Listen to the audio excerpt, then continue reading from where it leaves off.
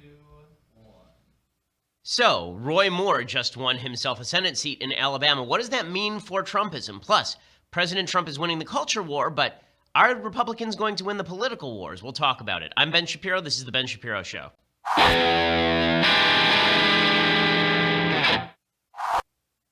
So it's going to be a whirlwind day, which is why we are doing the show a little bit early today, because I'm going to be flying to University of Utah, where I have been guaranteed that Students for a Democratic Society will try to shut me down. In fact, they wrote an entire letter, an open letter, suggesting that they would do so, and bragging that they would do so, and saying they were right to do so. Apparently, there are also rumors that violence may be in the works. We can hope not. The police will be there. The university is doing its job. So thank you to the university and the police, as always, for protecting free speech from a bunch of thuggish morons. But we'll talk about all of that in just a moment. First, I say to you that you should go out and you should go get a tracker device. The reason I say this is because you lose your keys and your wallet and your phone, and you do it all the time. And I know right now you're saying, I don't do that. No, you do. I promise you.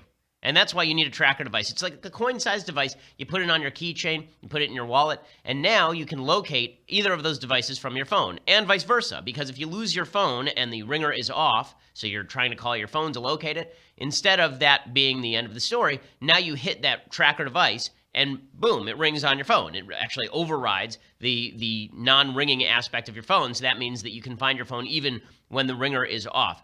This is why Tracker is just great. So, as I've said before, my wife and I, we get very annoyed with each other for losing things. Tracker Pixel makes sure that we don't have to do that anymore. It is the lightest Bluetooth tracking device on the market, and you put it wherever you tend to put on anything that you tend to lose. Your keys, your wallet, your pet animal, whatever you want to do, put it there, and you'll be able to find it in seconds. You can use your smartphone. A 90 decibel alert helps you find any item that you lose in seconds. As I say, it's a great device. Go to thetracker.com, enter promo code BS to get 20% off any order. That's thetracker.com, promo code BS for 20% off.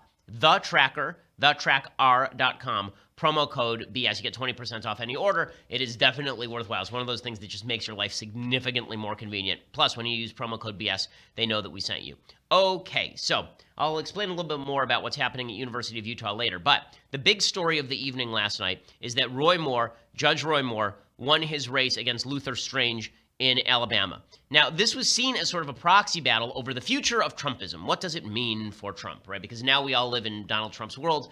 It is his world. We just live in it. So what does it mean that Trump spent an enormous amount of time and effort campaigning for Luther Strange, who is the incumbent senator in Alabama, and that Luther Strange was defeated pretty soundly by Roy Moore? Well, a couple of things. I think there are a couple of myths that are going around this morning. Myth number one is that Breitbart and Steve Bannon were the people who drove Roy Moore to victory.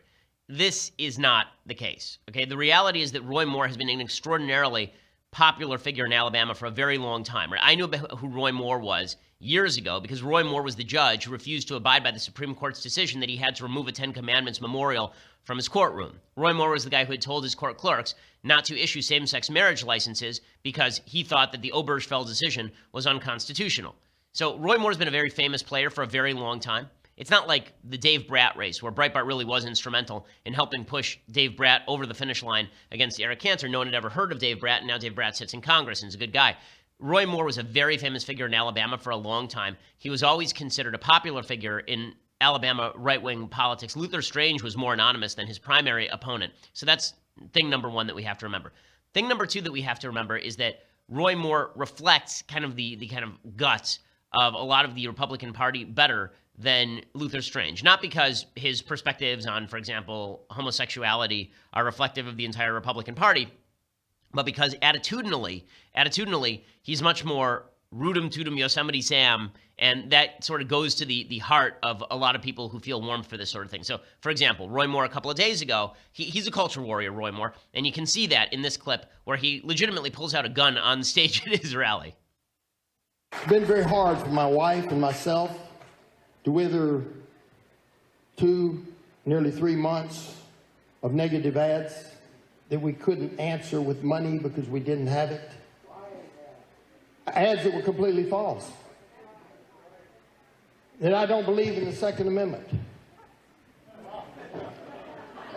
I believe in the Second Amendment. It's been very hard for my Right, so he pulls out the gun, and everybody goes crazy in the media. How could he pull out a gun? Okay, first of all, if you're in Alabama and you don't own a gun, you're a weirdo. That's the way things work in parts of the country where the media is not present.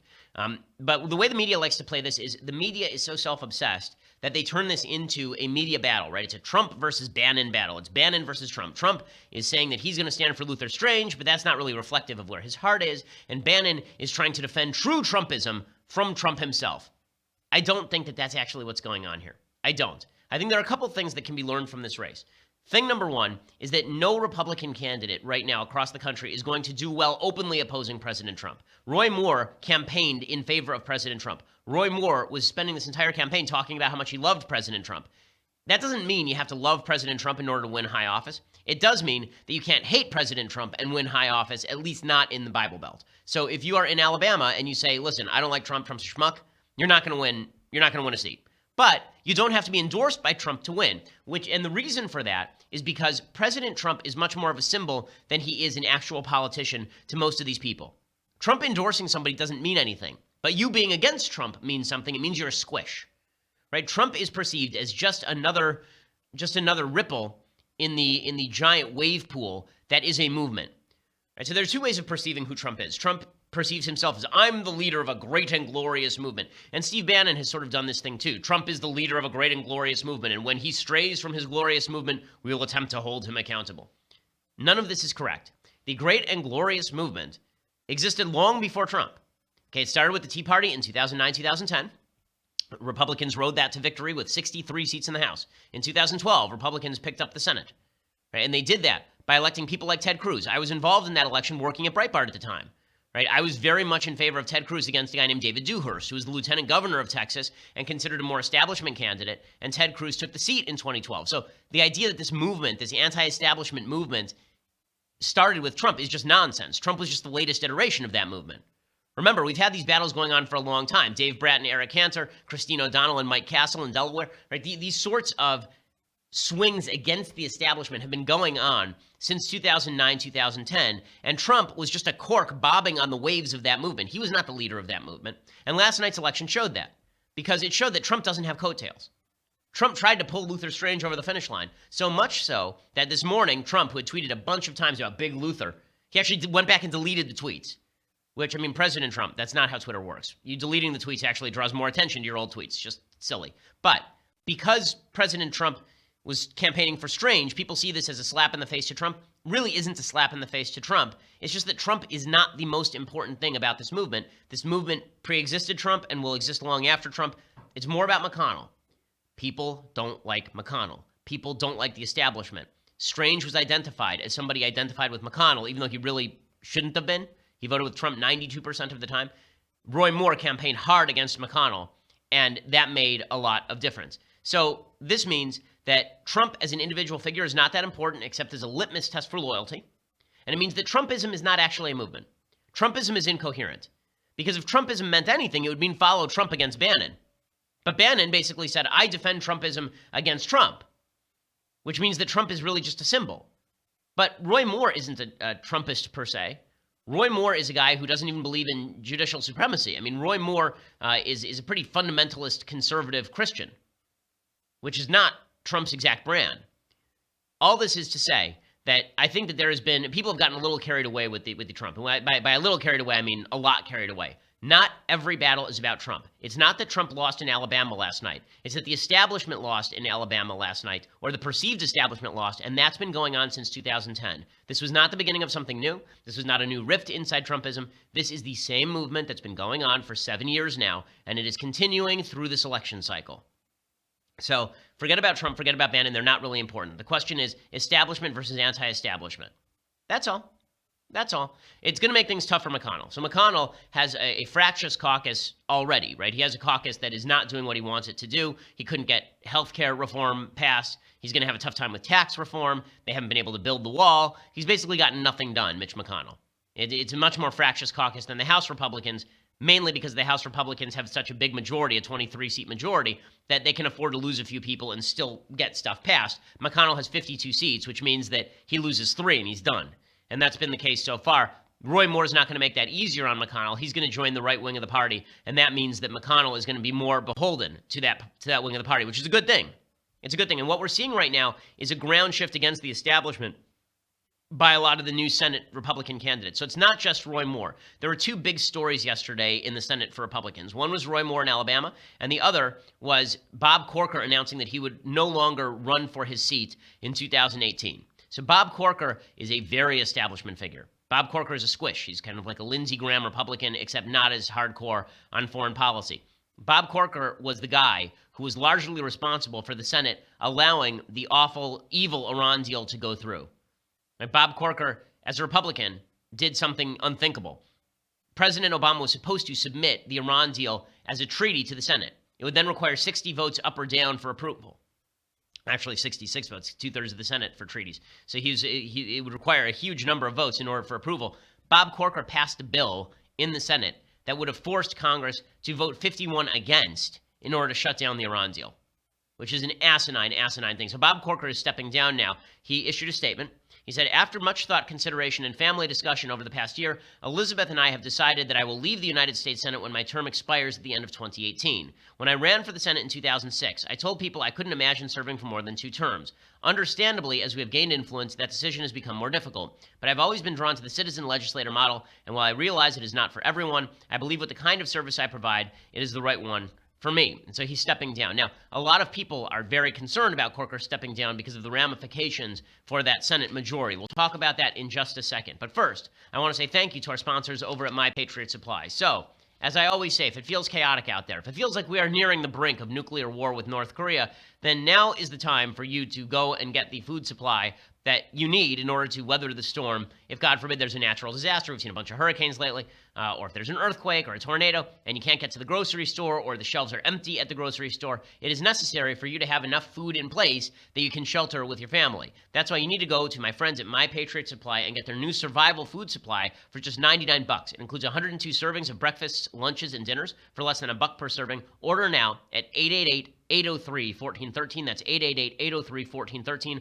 or online at preparewithben.com. Again, that's at $99. I mean, it's like the cost of like one nice meal, and instead you're insuring your family against a month's worth of possibilities in case something should go wrong. 888-803-1413, preparewithben.com, preparewithben.com. That also lets them know that we sent you. Okay, so here are the ramifications for the Republican Senate. Moore is in. This is a thorn in the side for Mitch McConnell, which is a good thing. Corker is out. Now, does that put the seat in play for Democrats? It's Tennessee.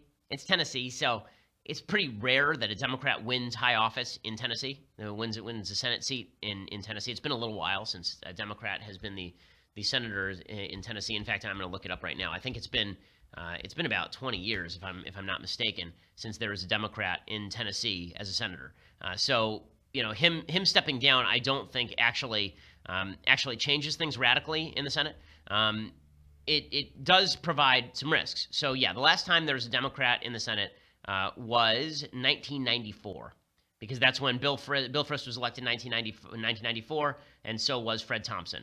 So Gore was the last senator from Tennessee, Al Gore, before he became vice president under Bill Clinton. So it's been 2 decades. So I don't think that that's a seat in danger of being lost to Democrats, which is a good thing, because I think that it's important that if the Republican caucus is going to be more unified on issues like Obamacare, we need people who are less pro-establishment, less pro-McConnell in there. A lot of the Tea Party candidates have been very good on this. Mike Lee is a great example. We're going to Utah today. I believe Utah has the best senator in the United States in Senator Mike Lee. He's just terrific. So the more of these people we get in place, the better it's going to be. I'd like to see somebody in the Tennessee Senate who really has the capacity to stand up to Mitch McConnell when Mitch McConnell decides to be a squish. And that is the continuation of this movement. The biggest problem is that Trump was never a good representative of this movement. Right? Trump rode this movement to victory, but he was never a good anti-establishment candidate. The man's cutting deals with Nancy Pelosi and Chuck Schumer. I mean, Ann Coulter was pointing this out today. She's pointing out that Luther Strange was running neck and neck with Roy Moore until the point where Trump made a deal with Schumer and Pelosi, at which point people said, okay, Trump doesn't even understand this movement, so what does it matter if he endorses Luther Strange? So it's quite a fascinating dynamic and an important dynamic. Republicans are going to have to get their act together or transform from the inside with a new set of senators who are going to be more anti-establishment and more traditionally conservative if they hope to actually be able to legislate. Because Trump is good at one thing and one thing only, and that is starting culture wars and winning culture wars. He's actually quite good at this. The case in point, of course, the latest case in point is this NFL is this NFL controversy. So if you look at the polls on the NFL controversy, Trump is winning. There's no question Trump is winning.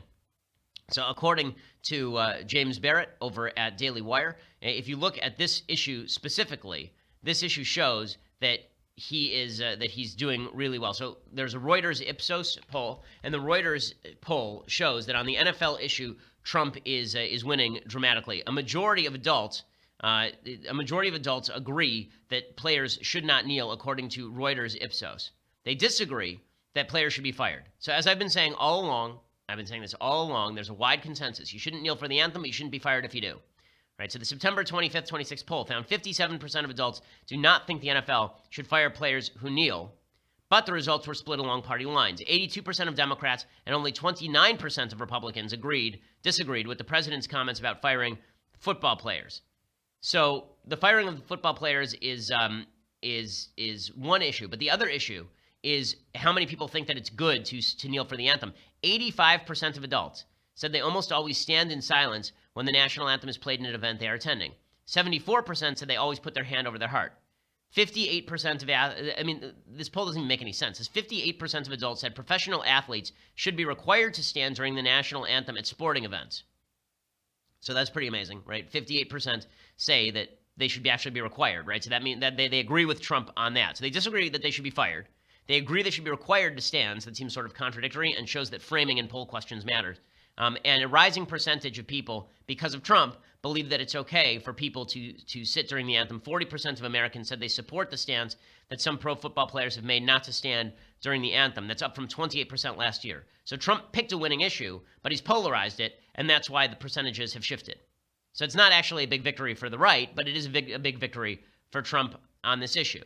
Now, a lot of people have been trotting out the notion that Trump should have ignored this issue. I think Trump should have ignored this issue. I don't see the purpose of it. It was dying out. People thought it was unpopular and stupid. But again, this whole thing breaks down along partisan lines in a way that it simply shouldn't. It's one of my pet peeves now, is issues that unify the country breaking down along partisan lines. And you can hear the White House using this as a political club. So Trump yesterday was at a press conference, and he was asked about the kneeling. And here's what he had to say. I have plenty of time on my hands. All I do is work. And to be honest with you, that's an important function of working. It's called respect for our country. Many people have died. Many people. Many people are so horribly injured. I was at World Hospital recently, and I saw so many great young people, and they're missing legs, and they're missing arms, and they've been so badly injured. And they were fighting for our country. They were fighting for our flag. They were fighting for our national anthem. And for people to disrespect that by kneeling during the playing of our national anthem, I think is disgraceful. Right. He's going to win that battle every single time. Right. That talking point is one that he's going to win every single time. But it is a partisan talking point. Right. It's become a partisan talking point instead of a unifying talking point. You can see that from Steve Bannon, my former boss over at Breitbart and former White House chief strategist, now back at Breitbart. Bannon was on with Sean Hannity the other night. And here's Steve Bannon explaining why this is now a partisan issue. I mean, this is pretty wild. About taking a knee for the national anthem, I said in this speech tonight, if people in this country take a knee and the National Football League players want to take a knee, they should take a knee at night, every night. And thank God in heaven Donald J. Trump is President of the United States. He has saved this country so much grief. He has done such a tremendous job with virtually no help. And that's what I meant when I said that. I stepped out to make sure that Mitch McConnell and the Republican establishment starts to have a Republican back, because you know what? Mitch McConnell wouldn't be majority leader if Donald Trump didn't drag a half a dozen senators across the goal line in November. So it's time for the There's so many things here that are false. First, the notion that Trump dragged senators over the finish line is 100% false. Okay, senators dragged Trump over the finish line, if anything. Senators across the country outperformed Trump. But beyond that, the idea that NFL players, you want to polarize this along political lines? What Trump is doing is actually more unifying than what Bannon is doing here, right? Trump is actually saying that we should stand with all of the people who have lost limbs for our country. And Bannon is saying that these players should kneel before Trump, right? He's literally doing the kneel before Zod routine, right? He's doing Terrence Stamp, kneel before Zod. You think they're really going to take that well? This is the game, right? This is the game. You overreach a little bit, and then you overreach a little bit more, and the other side reacts, and then you play this game where everyone is divided on an issue where we all should be united. And what's happened is, because it's become a partisan political issue and because it's become divided, people who are not staunch enough in their language condemning people who kneel for the anthem, they're now considered squishes. So even if you say that you think that players shouldn't kneel for the anthem, but they have the right to do so if they want to, it's America. If you say that, but you aren't condemnatory enough of the people who kneel for the anthem, you're now considered a squish. So Steve Bannon is considered hardcore, but Paul Ryan is a squish. Here's Paul Ryan being squishy. People are clearly within their rights to express themselves how they see fit. My own view, though, is we shouldn't do it on the anthem. The national anthem, our flag, and the people who defend it and represent it, that should be celebrated everywhere and always, and that's my opinion. Okay, so, but he's not considered hardcore enough because Bannon's super hardcore, right? Bannon doesn't want people kneeling, and they should kneel if they're going to kneel to Trump. They should kneel before him. So how do you think Democrats are going to respond? Well, they're going to respond in the stupidest possible way because we've seen all week long it's just a vortex of dumb. So Sheila Jackson Lee, the radical left congressperson from, I believe she's from Texas, here she is kneeling on the floor of the United States Congress yesterday in solidarity with the people who are protesting Trump. You tell me which of those children's mothers are a son of a bee. That is racism. You cannot deny it. You cannot run for it. And I kneel in honor of them. I kneel in front of the flag and on this floor. I kneel in honor of the First Amendment. I kneel because the flag is a symbol for freedom. I kneel because I'm going to stand against racism. I kneel because I will stand with those young men. And I'll stand with our soldiers, and I'll stand with America. So I'm confused why kneeling is standing with our flag and our soldiers when you're kneeling in front of the flag. That's slightly confusing, and I think that confuses most Americans. Only Democrats would be dumb enough to fall directly into this trap. They could just stand there, and you know what they could have done? What they could have done is they could have saluted the flag, right, to protest Trump. They could have said, President Trump doesn't even understand what the flag stands for. Let's all stand and sing together the national anthem. Can you imagine the impact of that? They could have seized the symbol back from Trump, but they're dumb. So they don't do that. And then it gets even dumber. Okay, so over at Georgetown, a bunch of professors are now kneeling. So Jeff Sessions, the attorney general, we'll get to him later. He did a great speech at Georgetown yesterday about freedom of speech on college campuses. Look at this picture of look at this video of all the Georgetown professors kneeling. So stupid, man. So dumb. We hope in the future that the university will truly uphold the principles of free speech, including the right to dissent. We thank you for being here. And now they're all kneeling. Oh, happy day. Defend free speech, denounce Sessions. In the name of free speech at Georgetown today. Remember Pretty incredible. Today, I mean, if they think that's a big win for them, this is another they're just way out of their minds. They're just so stupid. And it continues along these lines. The Democrats can't help themselves. They can't help themselves. They can't react in a smart fashion. So they pick the dumbest fashion they can react, and then they do it 10 times as dumb as that. It's just unbelievable to me. It's unbelievable how bad people are at politics. But before I show you even more video of stupid people, first, I want to say thank you to our sponsors over at Dollar Shave Club. So by now, everybody knows that Dollar Shave Club ships amazing razors for just a few bucks. I've been a member for a while. I shave right under my jawline in accordance with Maimonides. But the razors are really first rate. They don't just have razors. They have everything you need in the bathroom: body wash, shampoo, hair gel, lip balm, wipes. I mean, at the store, you have to shop around for all of this stuff individually and run around the store, and then it's more expensive, and you can't tell the difference between any of the products. The clerk doesn't know the difference between any of the products. Well, the Dollar Shave Club makes it easy and convenient for you to upgrade your shave and your bathroom, and they deliver it right to your door. Just like their razors, everything is super high quality and makes you look and feel just terrific. Everything smells really good. Their body wash particularly is a great smelling body wash. If you're like me and you're sick of the nonsense at the store, now's the time to try out Dollar Shave Club.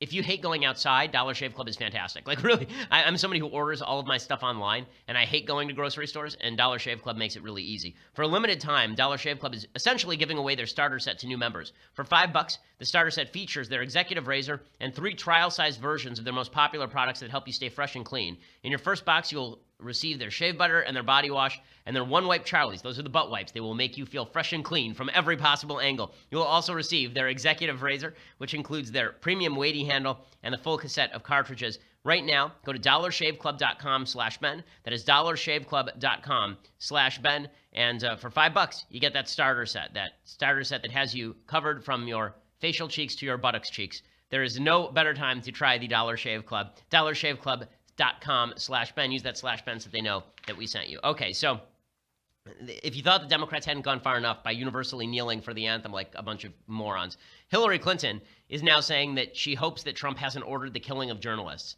So I'm old enough to remember when Donald Trump was the conspiratorial one. Now we have this crazy old loon bat running around talking about how she hopes that Trump isn't murdering journalists. Okay, so I'm one of the people who was saying for years, people would say things like, when I was on Joe Rogan's show, Joe Rogan would say, do you think that the Clintons had lots of people killed? And I would say, no, I don't think the Clintons had lots of people killed. I think Bill Clinton could even pull out his schlong and hide it properly, right? So no, I don't think that they had lots of people killed and somehow got away with it. But Hillary Clinton is now doing the same routine to Trump. She's saying maybe Trump is ordering the killing of journalists behind closed doors. Ooh, he's nefarious. Because if we know one thing about Trump, it's that he is secretive and clever. If you are the stupidest person on earth, you believe this. Here's Hillary Clinton. I think he's not a Democrat, little d. No, he's not. He's a top-down guy, and he's an authoritarian. He has tendencies toward authoritarianism. So he's no different than Putin. Well, he, hopefully hasn't ordered the killing of people and journalists and the like. I mean, hopefully. He might have, but, Again, every time I see Hillary Clinton, I feel compelled to comment on her sartorial choices. She got this one from Violet Beauregard, this particular outfit. And by the end of the episode, she actually turned into a large blueberry, and she had to be taken into the back room by the Oompa Loompas and squeezed. But in any case, the Democrats continue to just overreact and trip over their own feet. What I'm telling you on the show today, folks, is the world doesn't revolve around Trump. Okay, the world doesn't revolve. That Senate race in Alabama didn't revolve around Trump. Bob Corker stepping down doesn't revolve around Trump. The NFL stuff, it shouldn't revolve around Trump. It should be an issue of unity. Instead, it revolves around Trump. By shifting the polarity of politics from actual issues and policies and political differences to Donald Trump, all we're doing is confusing issues because it makes no sense. Trump isn't consistent. He doesn't have a consistent stance on any of these issues. He sort of just says things off the top of his head. So if you're reacting to Trump, you're reacting to the whirlwind. You're reacting you're trying to tack Jell-O to the wall. So good luck with all of that. Meanwhile, the media, still obsessed with Trump, are trying to demonstrate that Trump is the bad guy in all of this. I'll explain why they say Trump is the bad guy in all of this in just a second. But first, you have to go over and subscribe. $9.99 a month gets you a subscription to dailywire.com. Now, I heard a rumor yesterday that there are some people who don't understand that you can still listen to the rest of the show for free. You can still listen to the rest of the show for free at iTunes or SoundCloud or YouTube by subscribing. But if you want to watch the show, because it's a video show, you want to watch the rest of the show, you need to go over to dailywire.com and subscribe for $9.99 a month. Plus, when you do that, you don't just get the rest of my show live, you also get the Andrew Klavan show live, which is happening at 10:30 today. You get the Michael Knowles show live happening at 12:30 today. You get to be part of my mailbag. You get the website banner ad-free, which is pretty awesome. And when you get the annual subscription, you get this, the very finest in all vessels that contain liquid, the leftist tears, hot or cold tumbler, beloved by all, sought by all, but owned by few. You can be one of those lucky few. The leftist tears, hot or cold tumbler can be yours for just $99 plus all that other stuff. So you actually get a cheaper deal than the person who's buying monthly. So spend once and enjoy this tumbler for the rest of your natural life. So go check that out. And again, please subscribe over at iTunes or SoundCloud or YouTube. That's free. And you can do all that, and it definitely helps us with our viewership, so we always appreciate it. We are the largest, fastest growing conservative podcast in the nation.